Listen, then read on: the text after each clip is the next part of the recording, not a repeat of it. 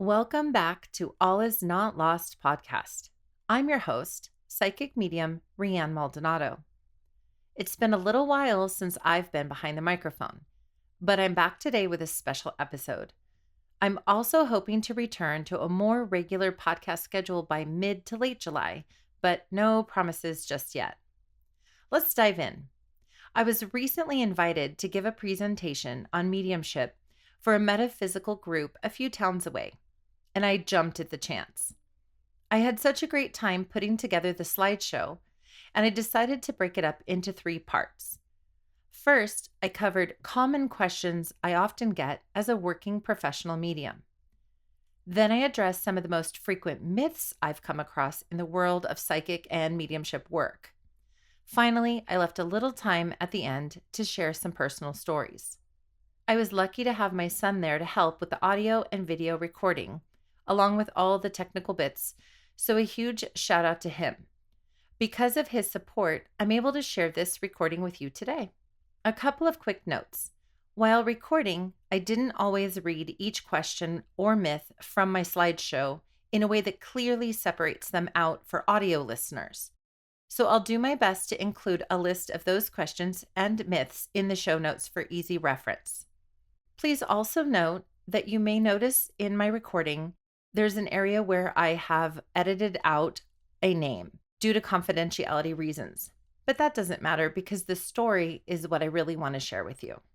After listening back to the recording, I got really excited about doing another presentation, especially since there were so many topics I didn't get to include this time around.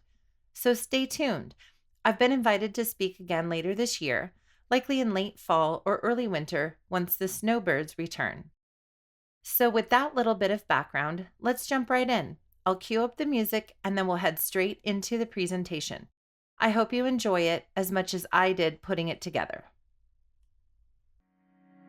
Spirit. Does it stay? Does it go? The fact is, spirit does survive death. Our loved ones are all around us. Love survives. Spirit survives. All is not lost. Welcome to the All Is Not Lost podcast. Here's your host, psychic and evidential medium, Rianne Maldonado. Thank you.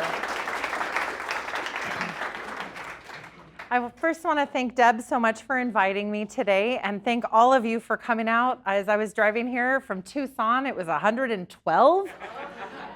My friends back east, I'm like, is it winter yet? And they're like, thumbs downing me. I'm like, it's 112. So thanks so much for coming out. It's great to see all these new faces and be a part of your group. So thank you. My name is Rianne Maldonado. I am a spiritualist minister and a psychic medium. That is my son back there. He's not going to be taking pictures of any of you, but he is my roadie crew, my tech guy, pictures, social media, that kind of stuff. Because I don't want any part of that. I'm like, I talk to dead people, you do the rest. So I have an outline for today because the number one thing that I find is if I go anywhere, people just want to ask me questions. They just want to know, how does it work? What does it feel like? How'd you find out? And so I've kind of developed this plan of attack for answering common questions and then debunking some myths, in my opinion. And then, depending on time, at the end, I do try to leave time for storytelling of how did I get into this? Because that is people's number one question. And I will say that I do have a podcast. I'm on a little break right now, but every episode is available, and I'll put that up.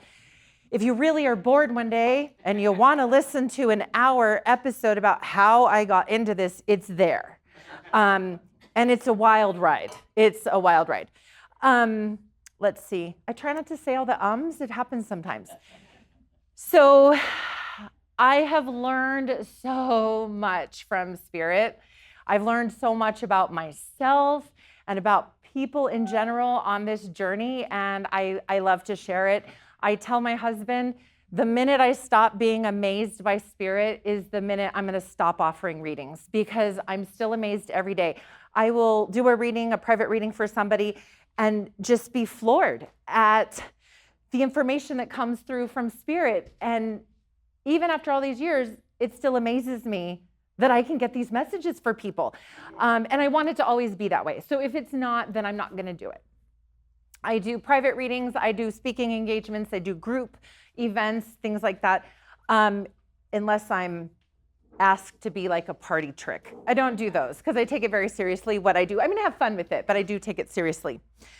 So a little bit of, let's see, I am going to cover so many typical questions. I'm okay with you asking questions, but we kind of have to keep it going since I've only got an hour-ish. And I would like to save time at the end, because if I feel that I can do a reading for somebody, I will. But I'm always open to questions. It just might be answered. I do not get into politically charged discussions or religious topics. I am a spiritualist minister because it's the most non-religion religion. And only because of the mediumship. But I will not talk about what's going on in the world anywhere right now, or what spirit thinks about that. I don't make predictions or anything like that. So please don't ask me those questions, because it's just too divisive. Okay? All righty. And if you see typos, I apologize. I did this without my glasses on.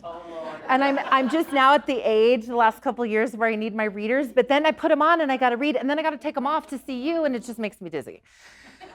So just pretend you don't see them. So I get a little flack from some people that apparently love me that I do too much. And I did a whole podcast episode on this because I really believe that we're put on this planet to have experiences. And I look at it like a buffet. And let's just use the word God. You don't have to believe in God. We don't have to say God, but I'm going to just use the word God, the universe, the creator, whatever. Say we were put here, I think it would be offensive to not try things. You know, it's like you offer your children a bunch of stuff and they don't want to do anything. It's just kind of boring. So I like to learn a lot of things. I constantly learn. I go down one path and it leads me to another path. So overall, though, the thing that I link all of my credentials to is help and healing for myself and others. Whether it's physical, emotional, spiritual, you know, I do Reiki, I'm a spiritualist minister, I do my podcast. I weirdly am also a licensed private investigator. Because I'm married to an ex-cop who wanted to be, and I'm a Scorpio, so we dig. And I also teach aesthetics at the Aveda Institute in Tucson. So I'm a licensed esthetician, but generally that physical touch leads to some emotional and spiritual healing. So it all just kind of goes together. I am a wife and a mom of 5 kids. And I talk about the work that I do as like on a spectrum, okay? Let's be funny for a minute. At one end of the spectrum, imagine the lady in the turban in the dark tent telling you you're going to meet the love of your life on Tuesday, but you'll be dead on Wednesday. That's not me. Then there's this other end. I just happen to be this typical wife, mom person who does this really weird thing. So that's the way I like to look at it. So the reason I bring that up is that I don't give you information like during a reading that I can't at least somewhat validate. The example I give is when people say, what does heaven look like? Spirit told me heaven looks like endless summer. Well, I hate summer. That's not heaven to me. So wherever I'm gonna go, I want it to be cold, like a cabin in the woods with some snow, hot cup of coffee. So I can't tell you if spirit told me heaven looks like this, or we go here when we die. I don't know that didn't come from a dream or a movie or something. So I shy away from those kinds of things. But if I can tell you, your grandmother lived in a yellow house and her favorite color was blue and she had a little white dog, that can be validated, correct? So that's more the way I try to do my work. So even though I do a lot of things and my mom says I do too much, well, you know, oh well. I don't know. I like all the things that I do. Okay, so if you have questions about any of that, we can get into that later, but I just kind of wanted you to see a little bit more about me. So we're going to go over some common questions, as I mentioned, and then some myths, because there's a lot of myths out there about what psychic mediumship is, how to reach me, and then, like I said, if we have time at the end, hopefully we can do story time and maybe a reading.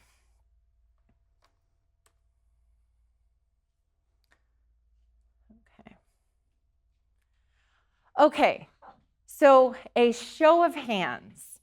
Do you, because you guys are a metaphysical group, so I don't know what I'm working with here, but I'm assuming you know a lot. And maybe some of this is stuff you've already heard.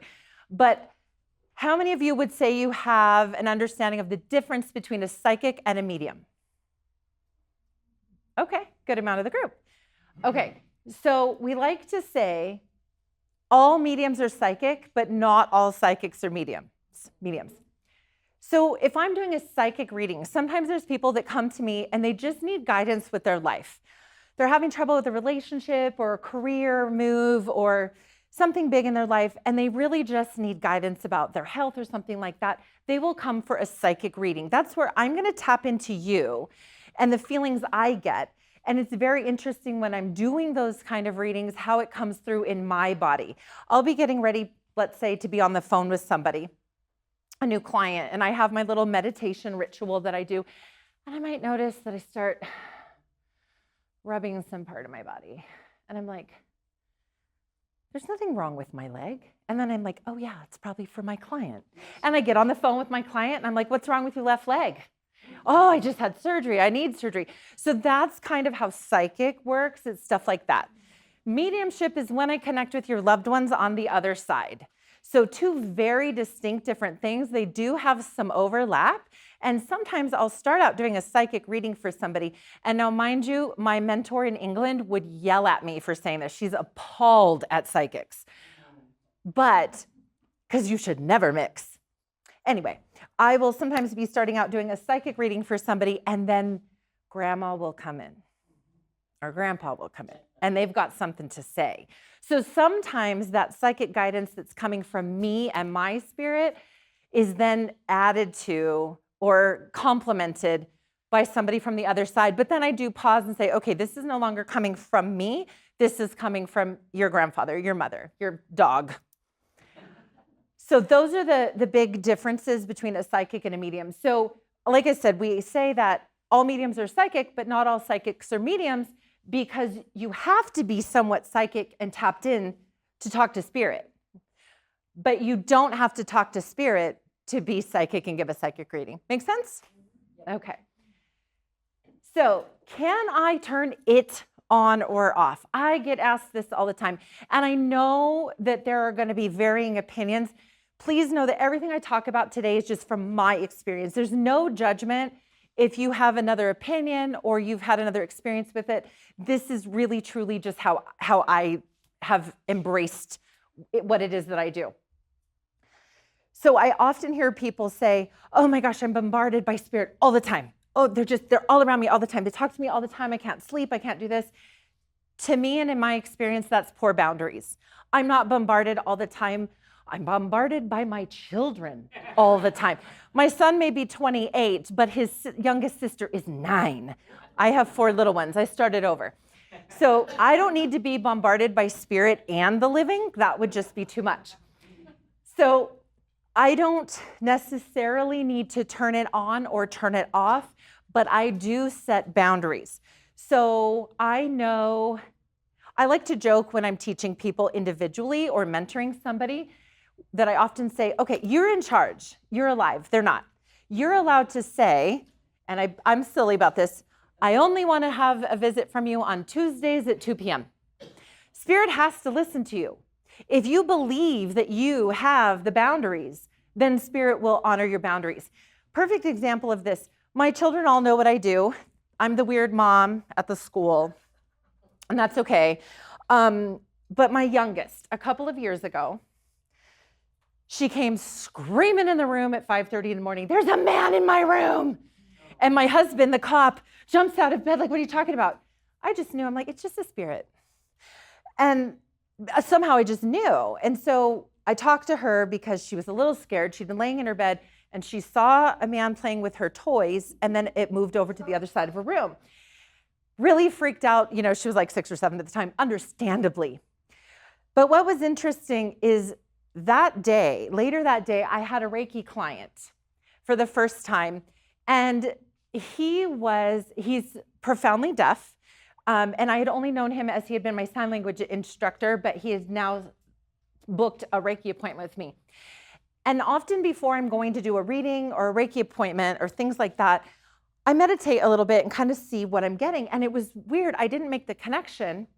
But that morning laying in bed, I was hearing like a child, like a child. I just heard this phrase over and over in my head. So when my daughter came in, it was like a light bulb went off. This person that was in her room was not going to harm her.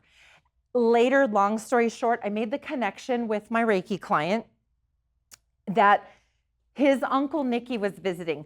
And the like a child was, even though he had passed in his early 40s, he had the mental capacity of an 8-year-old. So he was like a child, and he did want to play with her toys. But back to turning it off and turning it on and having boundaries, my daughter expressed very clearly, love what you do, Mom, but I don't want him in my room. And so I said, all right, let's set some boundaries. And we spoke together out loud, and she said, Spirit, you can visit my mom anytime you want. Don't come in my room. Don't talk to me. I'm not ready for it. She's never been bothered again. So you're in charge. They're not. They tend to respect. That's my take on it. I'll get to ethics later because it's important, but this does overlap a little bit. While I can be receptive to any time, if Spirit really wants to get me, they kind of will nag at me if it's important. But we'll get into this with ethics. I will not just approach a stranger and deliver a message. I just won't. So I have to set a boundary at that time that, Spirit, if you need me to deliver this message to that person over there, you're going to have to find a way to naturally introduce us, because I am not going to just go up and deliver a message.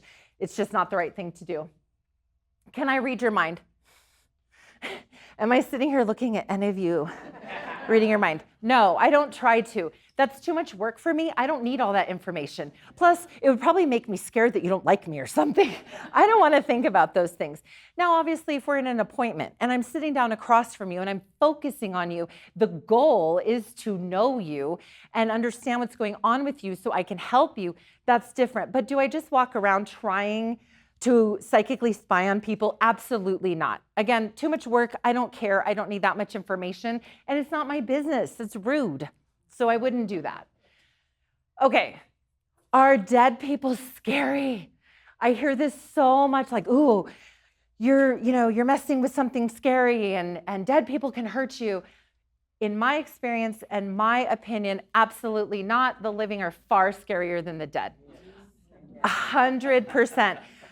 Generally, I want to treat them with the utmost respect and find out what they need, why they're here, what I could maybe learn from them or share about them. I do not think they're going to push me down the stairs or do bad things to me. Yet if you listen to that episode in my podcast, you will see I haven't always felt this way. That was when it was very new and I didn't understand. Now that I've had some years of experience working with Spirit, I'm 100% not afraid. Later, when we get to what does it feel like, I will explain there are times that I feel afraid or yucky for a moment while I'm trying to understand what it is they want me to say or understand. But it goes away as soon as I make the connection. So I'm still far more afraid that I might be axe murdered on the way to my car in the dark than I am of Spirit pushing me downstairs or harming me. Okay, we talked about in charge and boundaries. You are in charge. So I'm not going to go over that again. It really, if you have questions about it later, we totally can talk about it, because I know that could be a very polarizing opinion. You know, if there are people who firmly believe that they're being bothered by Spirit all the time, it's very hard to convince them of otherwise. And it's not that it's my job to convince anybody. People need to believe what they need to believe. But that right there is kind of the crux of it. If you believe that spirit can harm you, maybe they can. I just don't believe that they can, so they don't harm me. Okay, during a reading, what and who we want versus what and who we get. So if you visit my website, there's a page on there about like what to expect and how to prepare for a reading. I always say come with an open heart and an open mind. If you come to a medium or a psychic and you only want to hear from Uncle Joe, and you will not be satisfied unless you hear from Uncle Joe, you may leave disappointed. And you might be like, that was the worst reading I ever had. My Uncle Joe didn't come through. Well, I cannot control 100% who comes through. Probably not even 20%. I can try. But the universe gives us what we need, not always what we want. And so we really, really have to be open to what we're supposed to hear. Sometimes, though, I'll start with a client and I'll be delivering some information. It'll all be going great. And then it's kind of like run its course for that time, but we have some time left. I usually allot a certain amount of time for a private reading. And towards the end, I might say, was there somebody else that you wanted to hear from today that you were hoping would come through? And sometimes they're like, yeah, I was really hoping, my mom would come through. And so I'll say, can I have your mom's name, please? And I'll write it on my little notepad. And then I'll focus for a minute and I will invite mom to come through and see if there's anything mom has to say. And sometimes, more often than not, we'll get a little something validating for that person just to know it's a hello from mom, whatever she has to say, to send this person off from their appointment feeling like they got not only what they needed, but a little bit of something that they wanted. So anytime you go for a reading, just know that it's okay to totally have a want. Be open to what you need, though, as well. Okay, this is like number one party question. What does it feel like? So every medium or psychic will probably tell you a different story, how it feels for them. So for me, it doesn't hurt. Even if I have to tell you how your loved one passed, I might feel like a shortness of breath. I might feel liquid in my lungs. I might be like, oh, this was like COPD. This was pneumonia. This was breast cancer in the left breast. I'm very aware I might have trouble catching my breath for a minute, but I never feel harmed or like I'm not gonna be able to breathe. It's just enough that I'm able to express it to you. Again, like I said too, I might be getting a pain somewhere. It's not an actual pain like, oh gosh, I can't walk. It's more like my attention is being drawn to a certain part of my body. That said, I've had two instances where my feelings were so strong I almost could not go do the readings. I was on my way to a group reading one time. Well, actually, let me back up and start with this one. One time, my family and we were out to lunch, and I had a group reading that evening. So we were gonna have lunch, go home, and just kind of prepare and relax a little bit and do my meditations and get ready. But in the restaurant, all of a sudden, I had the most overwhelming sense that I had to go to sleep right now. It was so bad that my family wanted to order dessert. And I'm like, I gotta go to the car. You all have dessert, but I have to go to the car. There was nothing that could have kept me in that restaurant and kept me awake. My body was shutting down. I had to go lay down. So I got in the car and I was instantly snoring. So my family comes to the car with their to-go milkshakes and we're getting in and we're driving home. I slept the entire way home. We walked in the house and I'm a big no shoes in the house person, kind of grosses me out. Definitely no shoes on the couch. I walked straight to the couch with my boots on and went to sleep. I have little kids, they're loud. I have dogs. I don't know how I did this, but it was freaking me out because I'm like, how am I gonna do this reading tonight? Like, I'm so tired. Snoring on the couch, asleep. One of my daughters wakes me up. She's like, Mom, it's almost time for you to leave for your reading. So I get myself up. I'm like, okay, brush my teeth, get myself cleaned up. And I look at my husband, I'm like, I don't know if I can do this tonight. And he's like, it's your client. I'm like, oh my God, it is. And then I felt better enough to drive there. But the minute I got into the house, I said, before we get started, before my spiel, before everything, who's got the problem with fatigue? Because you almost made me not come tonight. And it was a woman in the family who didn't want anyone to know that she was ill. And it ended up being so beautiful because her family was there to support her. So does it hurt? No. But sometimes it's insane. There was one other time on another group reading on my way driving, I had to pull over in a parking lot because I was having a panic attack. My anxiety was so high, I was shaking. And I pulled over, I tried to drink water, I tried all my breathing exercises. I called my husband, I'm like, I don't think I can do this. You need to know where I am because if this panic attack gets so bad I can't drive, I need you to come get me. And again, the voice of reason, it's for your reading tonight. I'm like, oh, okay. So same exact thing. I walk in the house. It's a group of sisters that once a year, they get together from all over the country. They rent an Airbnb, and then they do some form of entertainment or bonding experience, and I was the entertainment. But I had to walk in and say, before we get started, who's got the overwhelming anxiety? So that's how it feels. But also, I didn't realize this till I saw a recording of myself doing readings. I tend to get the information through all of my senses. So some people, clairvoyant, some clairaudient. I tend to have most of them. The one I have the most of is feeling, clairsentient. They don't have to have the fancy names. I just feel stuff.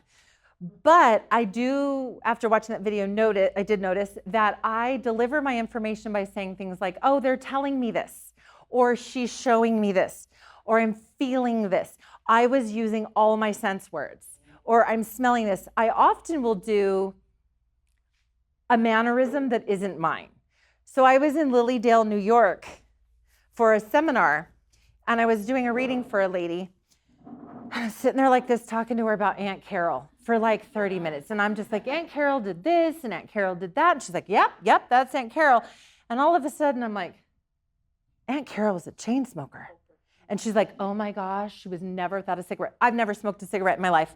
But there I was, holding that cigarette. So I also work at a spa in Phoenix every now and then. I'm just their on-call esthetician. And one of the other estheticians, she desperately wanted me to do a reading. And I try not to do them like that because it just kind of cheapens the experience. But I was getting a message from her mom, and I was doing this. I was just rubbing my face weirdly. And I'm an esthetician, so I don't touch my face. Like, don't touch your face. You get yuckies. But there I was touching my face. And I'm delivering this message to Louise. And I'm like, why is your mom making me touch my face? And she said, my mom had PCOS. So if any of you women know what that is, polycystic ovarian syndrome, it's a problem with the ovaries where you tend to grow facial hair. Her mom had a ton of facial hair that really, really disturbed her, understandably. She was validating. I had no idea why I was rubbing my face, but Louise did. So what does it feel like? It feels like all kinds of things, but it's not scary. It's just interesting. But the minute I recognize, it goes away. So I no longer have to feel it. So I don't have to sit there for a long time feeling the COPD or feeling the pain. It subsides the minute I say, did your person have this? And if you say yes, I'm like, okay, thank you for letting me breathe again. Okay. This one is one of my favorites to talk about. A spirit just hid his face and other signs. So there's some great books out there about signs from the universe, signs from spirit. We've all heard about like pennies and dimes and butterflies and dragonflies and all these things.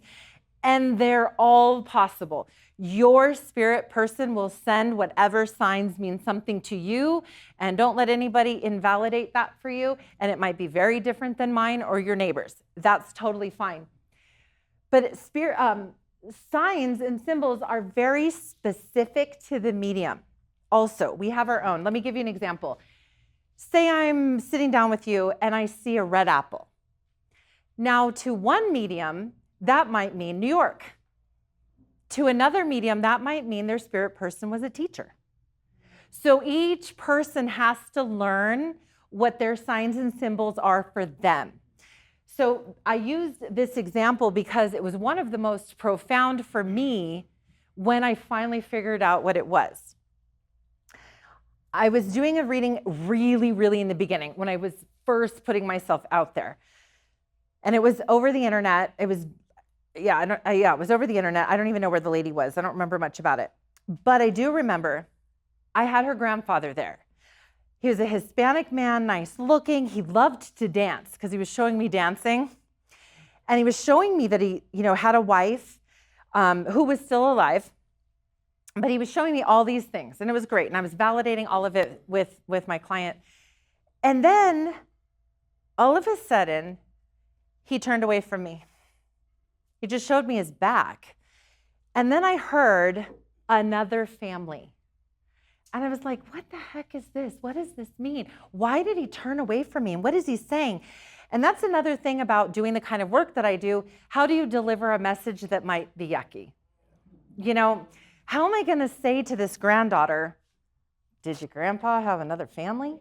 Because awkward. But I also have to deliver what Spirit's telling me. So anyway, lo and behold, he did. He had a complete other family in town.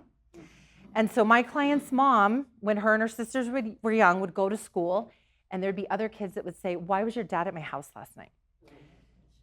So I started to wonder at that point, because this is the first time that happened to me, was he hiding his face because he was ashamed?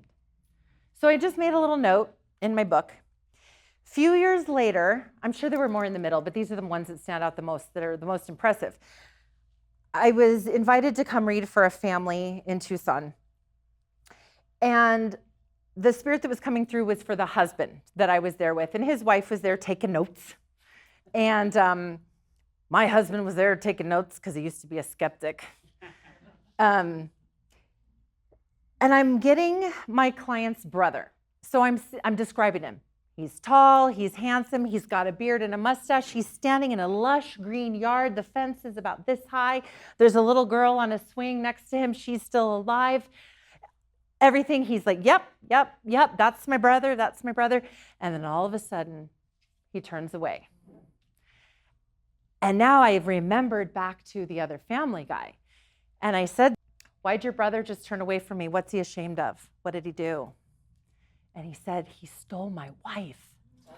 His twin brother took his wife and was still married to her till he died. So that's something to be ashamed of.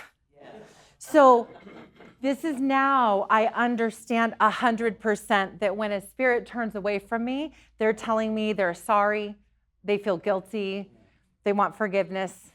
Sometimes they don't. Sometimes they're just like, yeah, I did this thing. But that's what that means. So signs and symbols can be anything. And one of the most exciting experiences I've had with signs and symbols, I was doing another phone reading for a lady in Oro Valley. We met at a restaurant and we were sitting at the community table. And it's funny how energy just draws people together, because I'll talk to anybody. But this lady, I just wanted to talk to her. And she wanted to talk to me. And I was like, that's dandy, because my husband was on his phone. So we start talking, we hit it off. She finds out what I do. We exchange numbers and we go our separate ways. Finally, one day she calls me though, and she wants a reading. So we set it up, we're on the phone. And man, all this fantastic information comes through. Sometimes there's readings that are like pulling teeth.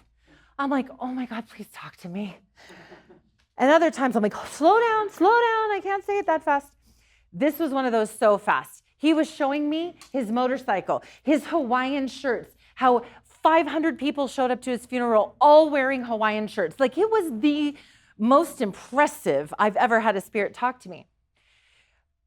And even with all of this and all of this other conversation I had with his wife about all the great things they did, he showed me them camping, and they even had those camping chairs that are actually attached. They'd have their drinks, they'd watch the sunset, and they're camping by their camper. Like, it was everything. She's like, but I don't know if he's around me. I don't think he sends me signs. And I knew right then, because he's telling me, I send her signs all the time. She just doesn't see them. She's being stubborn. So I said to him, send me a sign. Tell me what her sign is. And right then, I said, okay, yellow bird. I said, here's what I'm going to show you. I'm seeing a big sliding glass door. And outside, I'm seeing it as if you're inside the house looking out the glass door, and there is pottery with a cactus. And on that cactus is a yellow bird. That is his sign. He's with you all the time on this cactus in your backyard. She gasped. She said, I'm sitting in front of the sliding glass door right now, and a yellow bird just landed on the cactus. And I was like, send me a picture, because no one's going to believe this story. No one's going to believe this story. Real time, her husband sent that yellow bird. I got goosebumps on my cheeks. Don't touch your face. Real time, he sent that. So the thing about signs and symbols is sometimes we're still grieving and we can't see them.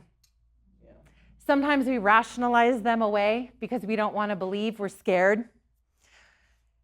It doesn't mean they're not sending them. It means we need to look for them. I also say, ask for them.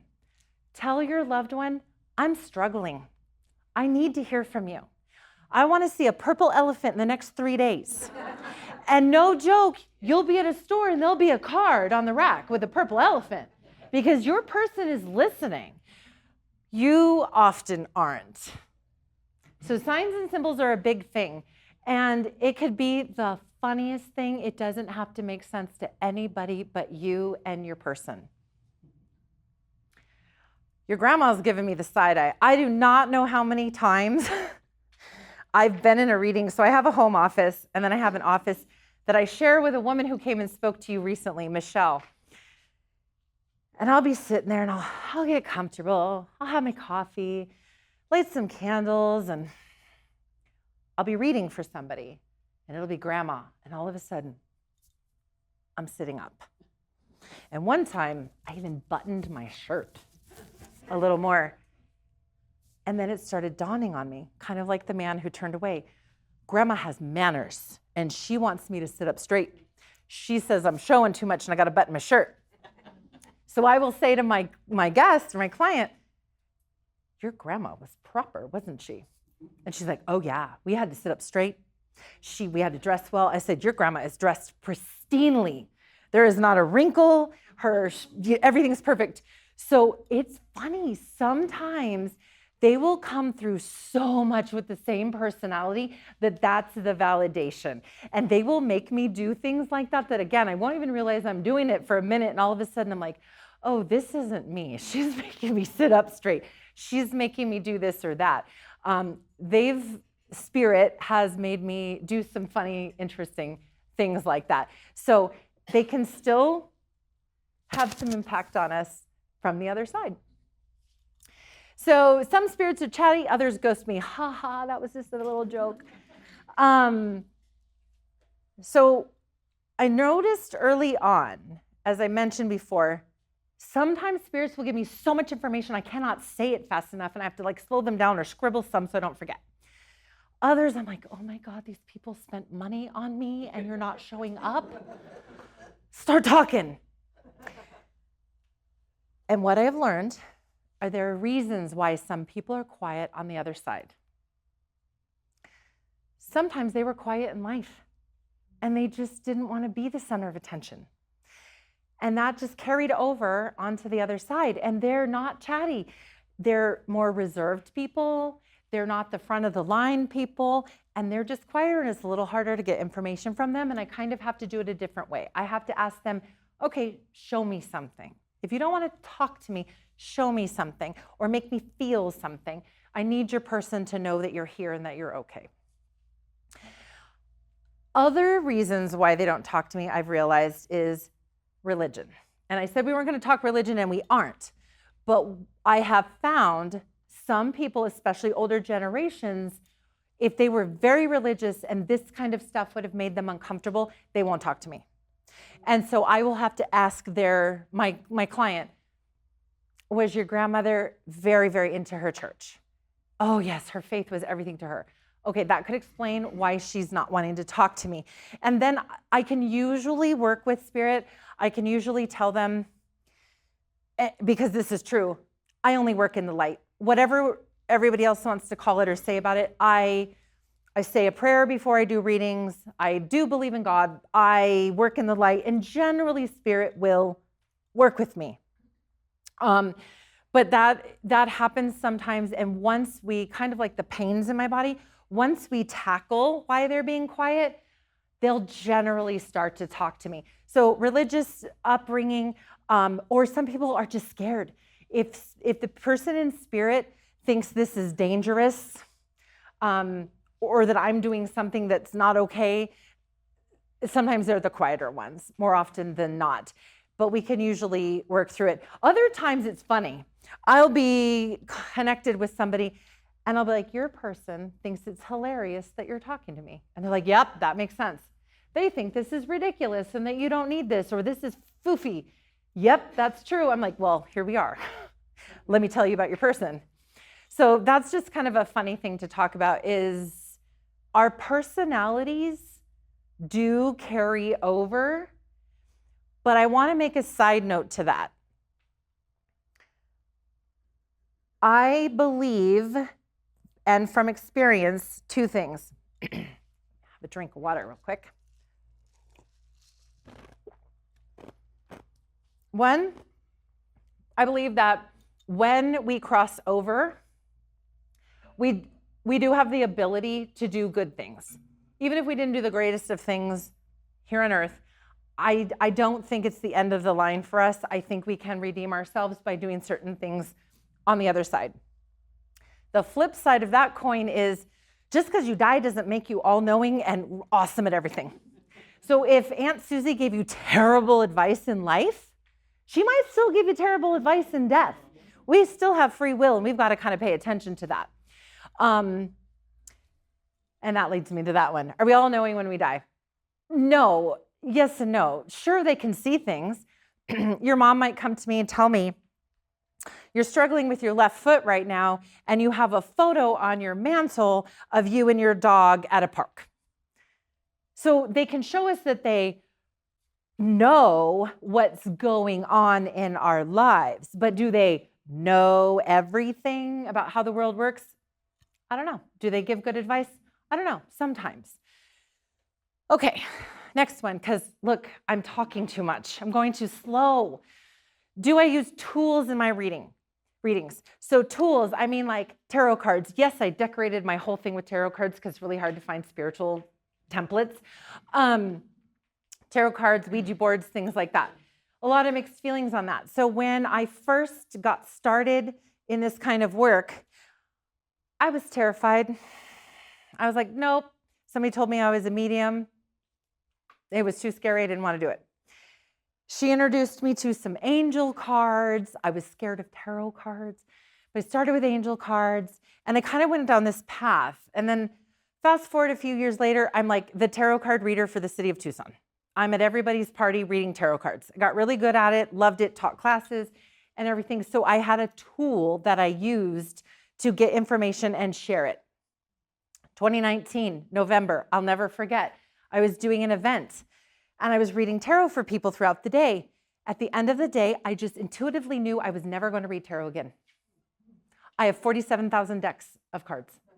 I look at them, they're beautiful, they're on my shelves in my living room. I don't read tarot. I don't even remember. When I pull out a deck, I'm like, I couldn't read for you right now if I tried. I don't need them anymore. I don't like to use the word gift. We might have time to get into that. Whatever it is that I have that I use changed. And I no longer need the cards. And what I realized one day is I was doing Reiki for somebody. It was during COVID. And during that Reiki session, I started seeing things about this person. I wasn't using cards, but I was seeing things. And after the appointment, we sat down and talked about it. And I was like, can I tell you some things I saw? Usually people are asking me, what'd you see? So I laid it out there and realized I didn't use tools. I didn't need them. And a funny one here real quick. Another Reiki client at that same time, So I used to have this beautiful little Reiki room, all decorated the way I wanted it, the colors I like, my own space. Have this lady on the table that I saw all the time, like weekly. And I'm in there. I've been in this room 1,000 times, right? All of a sudden, I open my eyes and I'm looking around because I smell pine trees, like Christmas trees. And I'm looking around my room like there's going to be a pine tree. Okay. But I'm smelling pine trees as if I'm in a pine forest. So I continue the Reiki session, finish, we go out into the waiting room, we talk, and she asks me if I got anything, and I'm like, this is super weird. But I don't know if you're supposed to go up to the mountains this weekend, or you were, or you have plans, but I was really smelling pine trees. I'm like, to the point where I looked around my own room, like there's gonna be a pine tree. And she's like, that's interesting, okay, and she leaves. And I think it was like a Friday night because my family and I went to the movies that night. And I remember I'm sitting there in the movies, I got my feet up on the seat in front of me, hoping nobody's gonna come in. And my phone dings. And the movie wasn't on yet, so I'm like, I'll look at my phone. It was a message from my client from that day. She got home from her appointment. Her husband had gone shopping for dinner stuff and was making dinner. But while he was at Trader Joe's, he bought a balsam pine candle and it was burning on the counter. Holy crap.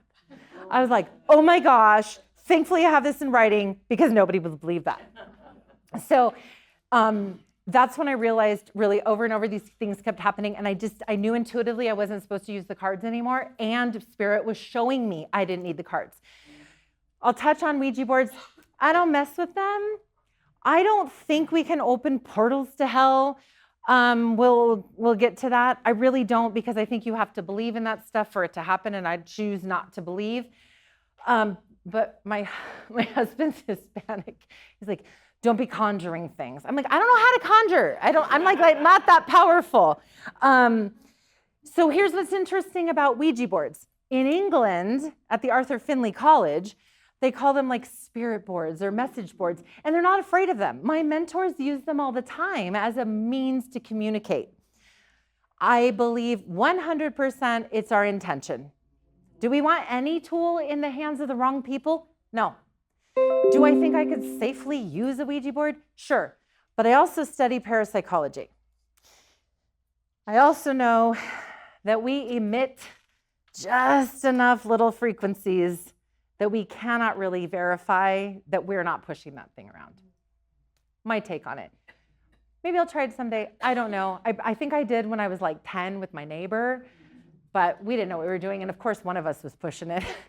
Okay, so tools. I think tools can have value, and I'm not dismissing tools. I loved being a tarot reader. I found so much joy and comfort with my cards. I love my angel cards. I have color cards. I still have them around. It's just that my work changed and I don't use them anymore. I'm not saying that people shouldn't. Okay, ethics and responsibility in mediumship and psychic work. I talked about this. So when you watch TV, who watches Teresa Caputo? Freaking love her. I've been to 2 of her shows. She's just so fun to be around. But you have to understand that as much as that looks spontaneous, those people have already signed waivers and they've already been mic'd up. So they do know a little bit about what's going on. Ethically, I will never walk up to a person in public or at a restaurant or a grocery store and be like, your mom is here. Who am I to do that?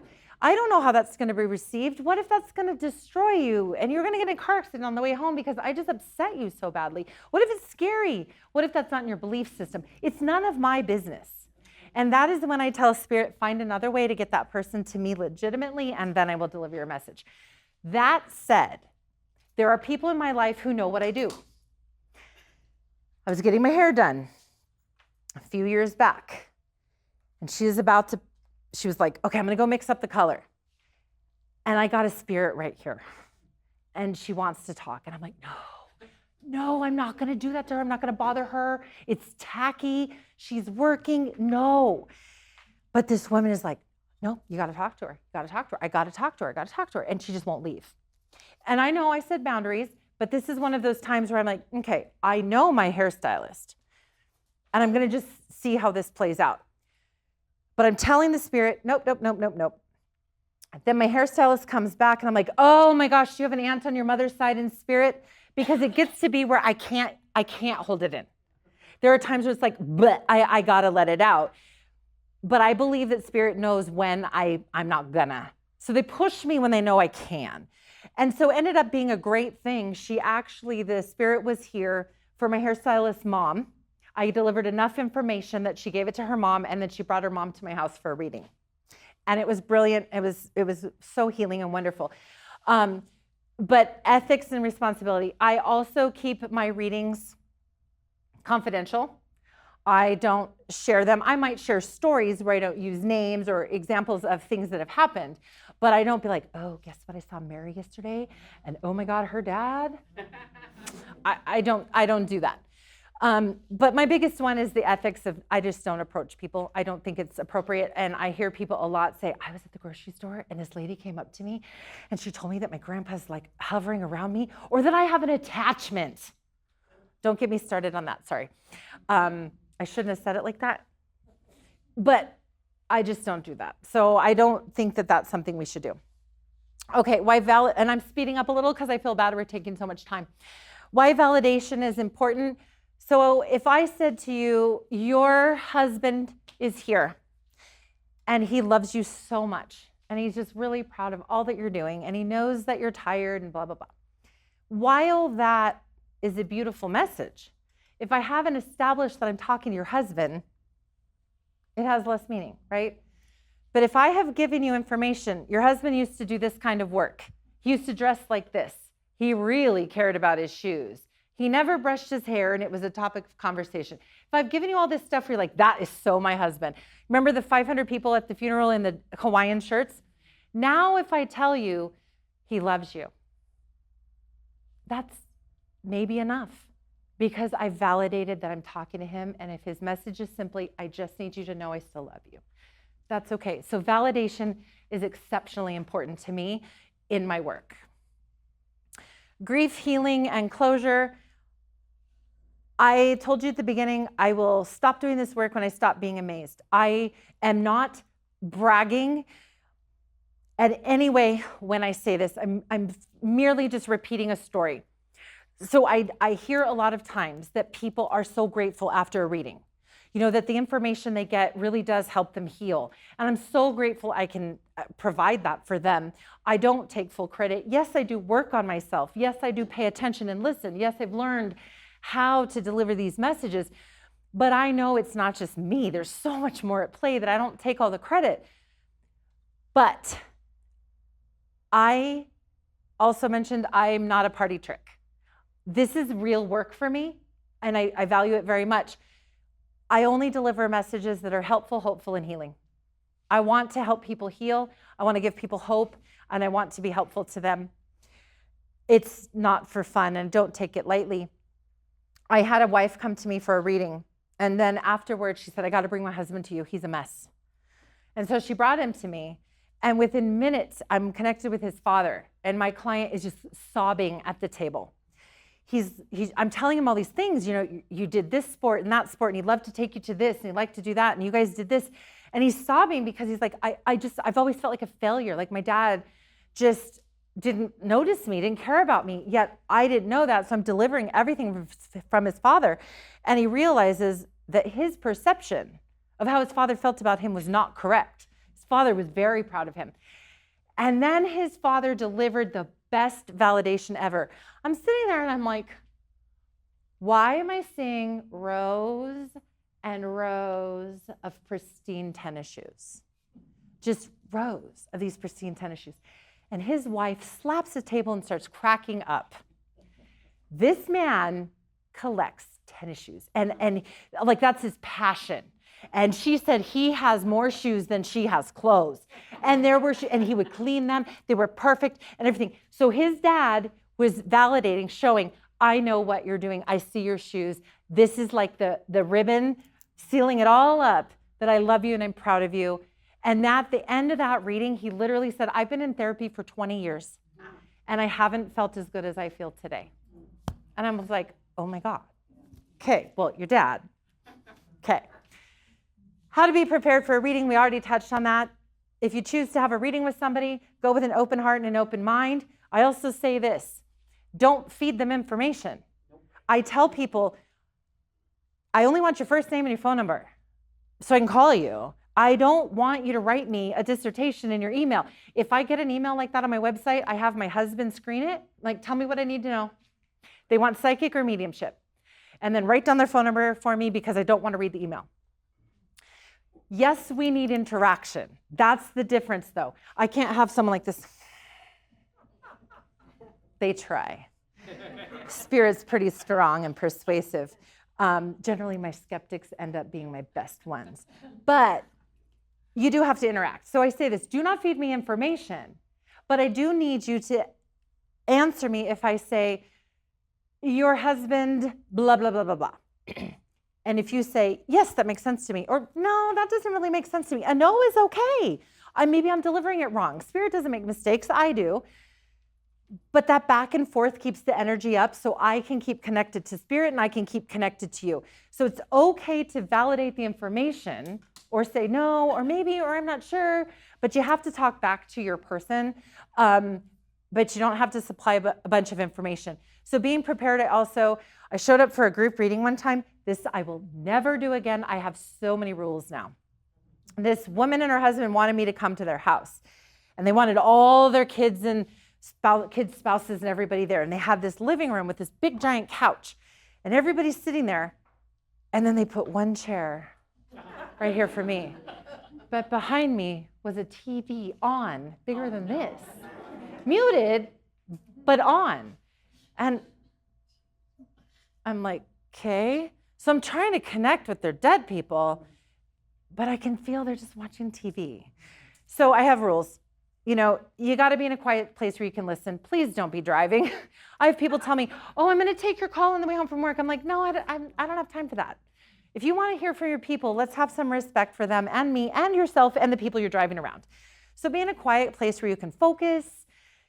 Go to the bathroom, have a nice drink, have a notepad with you, be prepared.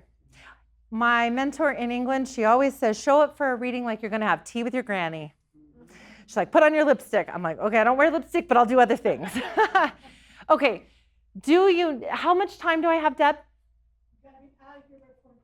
Okay, do you need to protect your energy? I don't believe so. I've had people tell me, put obsidian in your bra. Well, I did that once, and when I forgot and took my bra off, it broke on the bathroom floor. So I don't do that. I believe we are all protected already. I don't think I need to ask for protection because I'm also not doing anything that I think I need protecting from. And I know that's a controversial way to look at things, and that's okay. I'm not here to convince you.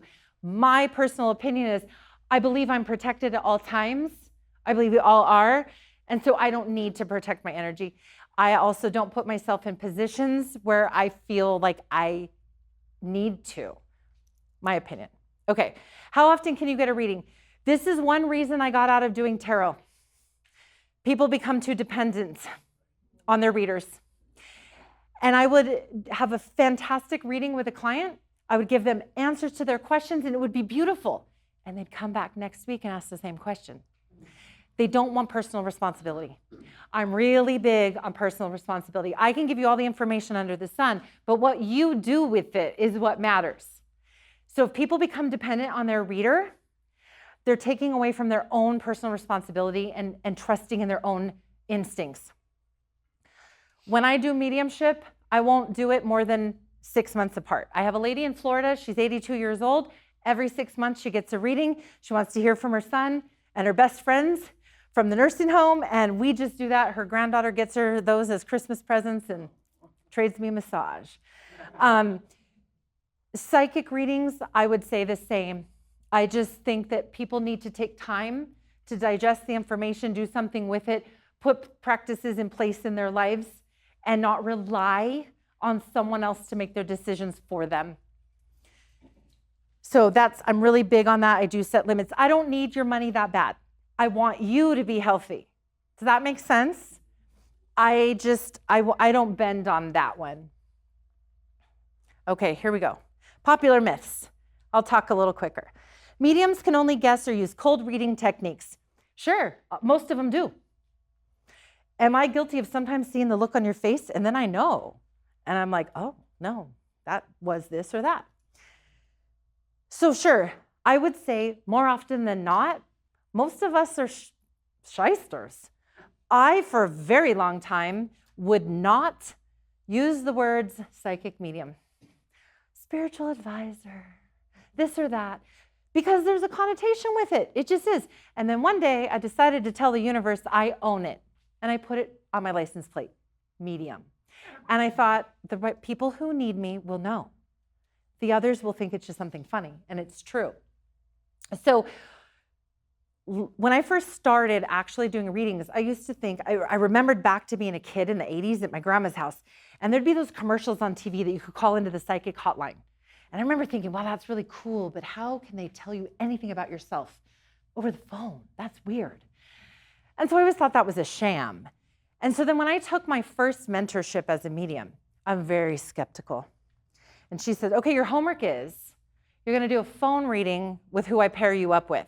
And I was like, oh, I can't do a phone reading. That's weird. I need to be by the person. I need to see them. Well, let me tell you, that experience was the best one ever because now I love phone readings. You know why? I can't see you. I can't read you physically. I can't see your face.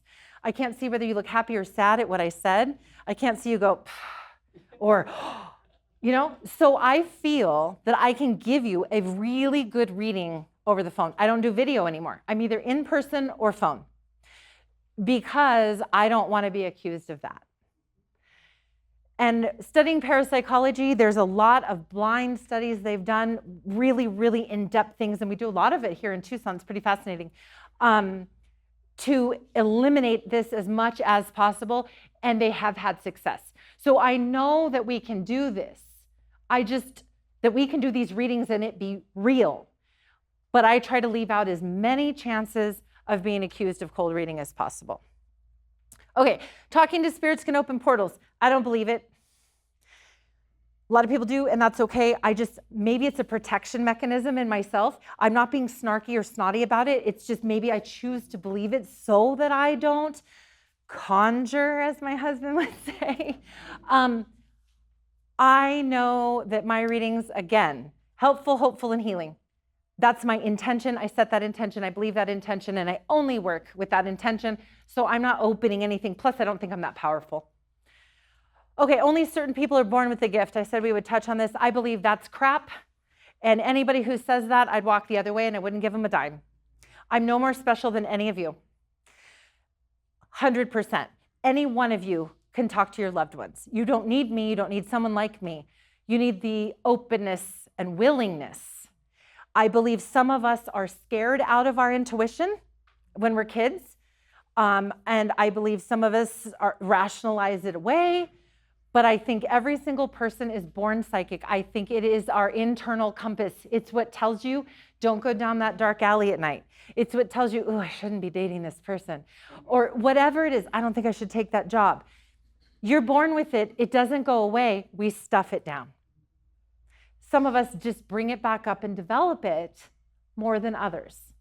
But anybody who says they have this gift, I never say I have a gift.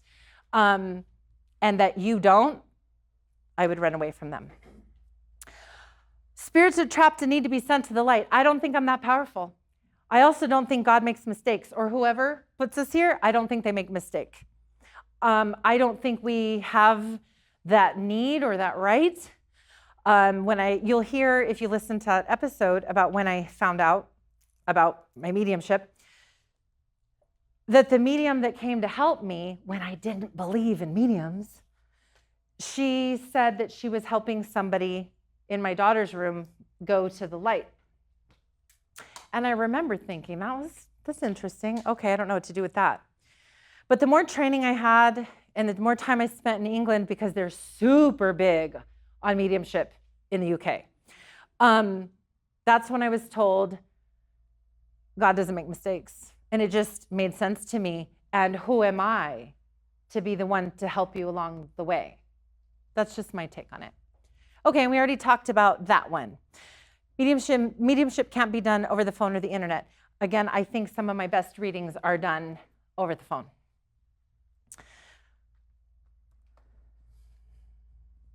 Oh, okay. So, in a nutshell, in 2015, I was living in Spokane, Washington. My son was in high school. My daughter was in kindergarten. Told you there's this giant gap. And we had been actually living in Idaho, right across the border. So Idaho and Washington, everybody commutes between the two. And it was time to move out of our rental house in Idaho. And we found this house on Craigslist in Washington. And like I said, my husband being Hispanic, not a lot of people looked like my kids in Idaho. So we thought maybe we'll move to Spokane and there'd be a little bit more. And so we show up at this house to meet the owner, and he opens the door. And I looked at my husband and I said, we have to live here. I don't know why, but we have to live here. I hadn't even stepped in the door. We're supposed to live here. So we did the walkthrough, we did the paperwork, everything, and we moved in. And everything went to crap. Everything. My marriage was terrible. My kindergartner would not sleep. She would just wander the house at like 4 a.m. Just icky, bad stuff would happen in this house. Later, if you listen to another episode with Professor Lloyd Auerbach, parapsychologist, somehow we might have been causing all of that, but whatever. It got me where I am today. So all this bad stuff was happening. Life was pretty rough. My husband lost a job. We had no money. It could not have been a harder time in our lives. And then my husband had to, and really this is so paraphrased because of timing. My husband had to take a job in California. And I had to stay we had 4 kids at the time. I had to stay so he could graduate high school and my daughter could finish kindergarten. And then we had 2 babies. And so there I was alone in this house. We had no family, nobody up in the Pacific Northwest. We had gone there for his job. And now I'm alone. And one day my car won't start and I got to go pick up all my kids.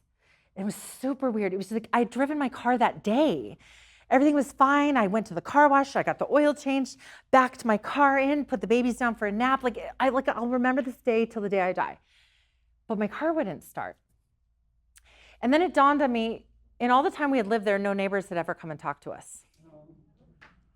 But I had to go meet my neighbor because I knew she had a minivan and I had a bunch of kids. So I go knock on her door and I'm like, hi, I'm your neighbor. My car won't start. I have no help and I got to pick up my kids and you have a minivan. And she's like, okay, I'll be right over. So we load up the kids in the car. I'm moving car seats. Glad those days are over. And we don't get but a few feet down the road when she looks at me and she's like, how are you living in that house? How are you living in that house? And I'm like, stop. Whatever you have to say, I don't want to hear it. And then I'm like, what? So then she tells me, I'm living in a murder-suicide house. And that's why she has foil in her windows, because of the evil coming out of my house. I've got 2 babies in the back seat and no family, no husband, nobody with me. And I'm like, I don't even know what to do with this information right now. I know I'm late picking up my kids. It was really actually, I'm making light, but it was traumatizing. I text my husband, he calls me, he's like, get on a plane. I'm like, okay, now I'm even more scared. I'm like, well, Sam has to graduate and Ruby has kindergarten and I don't know what to do and I've got babies.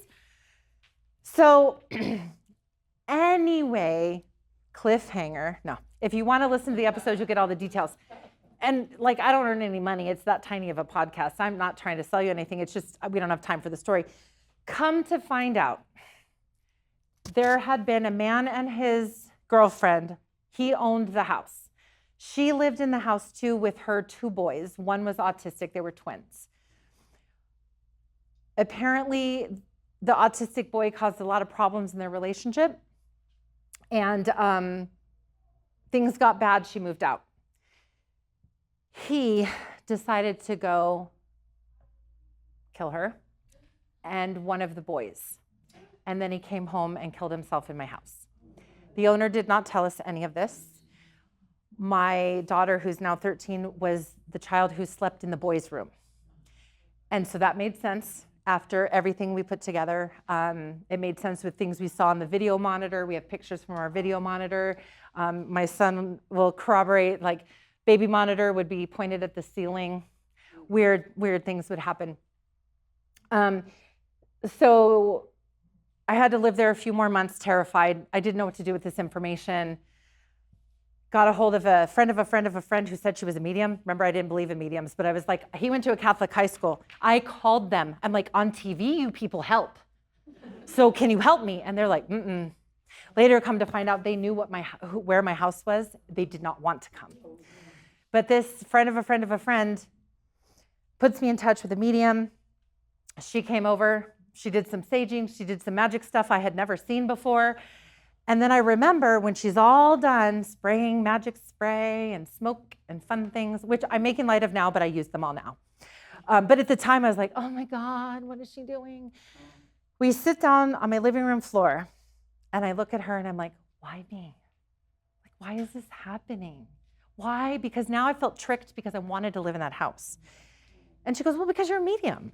And I was like, ha, ha, ha, ha, ha. No. And if this is what that work is like, no, thank you. And she said to me, mediums are like lanterns in the night. Spirit knows who will listen, and you listened. And I was like, yuck. At the time, I'm like, I don't want to deal with murderers. I don't want to be having this stuff happen. But now, all these years later, I can actually thank him. He brought me down this path. And do you remember earlier when I said, I firmly believe we can change on the other side? This always makes me want to cry. I feel like through me helping other people, he has tried to redeem himself. And what was interesting is I can remember very firmly that even though I had felt weird my whole life, I always felt like I was a weird kid. That I was like I would play and hang out with kids, but I would always feel like I was on the outside looking in. That there was a part of me that was always hanging back, and I didn't understand why. Kind of makes sense now. And I just lost my train of thought. I love this story. Where did it go? He's probably messing with me. Darn it. This is the best part. Well, his name is Jan. And when she said, I'm on this path and this and that, I didn't want any part of it. Nope. Brain's still gone. Help me out here, Sam. Where am I going with this? This is like my favorite part. Oh, the fruit. Oh, no, I know where it was. So even though I had felt weird my whole life, this is when the connection came. I know without a doubt, this is when I got my first reading, my first message from Spirit. So the night I find all of this out, I'm like raw. My nerves are like sticking out of my skin. It was awful. And I'm still like got tiny babies and everything. I bring all my kids in my room. I bring my son in. I'm like, you're sleeping there. Babies are sleeping everywhere. We're all going to sleep together because I'm scared. I'm scared of a dead guy who did something bad. I don't know. I did not sleep a wink. I sat up in my bed all night, stick straight, watching the shadows. All night. Over and over and over, all I heard was talk to the principal, talk to the principal, talk to the principal, talk to the principal. Not the principal of the Catholic high school, the principal of the kindergarten where my daughter was. I knew it intuitively. I was supposed to go talk to the principal. And that was weird to me. I was like, why am I supposed to talk to the principal? And I'm just sitting there in the dark. And you know those nights that never end? It's just the night that will not end. The sun comes up and I wake him up. And I said, you're not going to school. You're watching your sisters. I'm supposed to go talk to the principal. It was bizarre. I get dressed, I get my kindergartner ready, we go to the school, and I knew the principal. And I walk up to her and I'm like, we need to talk. I'm supposed to talk to you about my house. And she said, go wait in my office. I'll get the kids to class and then I'll meet you in there. So she sits down across from me and she's like, so what's this about? I'm like, I think you know something about my house. And she's like, well, where do you live? And so I'm like, I tell her the guy's name and what happened, and she's like, oh. And what was so beautiful about him sending me there is my imagination, as with most of us, is far worse than the truth. So while he did what he did, and it was horrible, my mind had been going all night long like, oh my God, he's just this awful, horrible murderer. He's, hacking people up and he's just evil and scary, and my mind is going nuts. She's able to tell me this was like a normal, great family.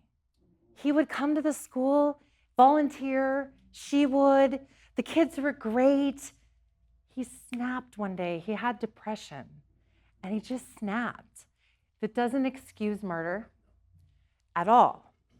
But thinking that he was this psychopath was far scarier than realizing this man was anguished. And so that message that I got that night to go talk to the principal, I will never forget. And I will always cherish that as really one of the first real messages from Spirit that I got that put me on this path to realize how much information we can actually get from the other side. Yeah, that's it. We're done. Thank you. Aw, thanks. Thank you so much for listening to this special episode of All Is Not Lost. I hope you found the presentation insightful and that it answered some of your own questions about mediumship, or maybe sparked a few new ones. If you enjoyed this episode, feel free to share it with a friend or leave a review wherever you listen to podcasts. I always love hearing your feedback and connecting with listeners like you. To learn more, visit me at allisnotlostpodcast.com. or reach out anytime via email at allisnotlostpodcast@gmail.com. I'll be back soon with more episodes. Until then, take care.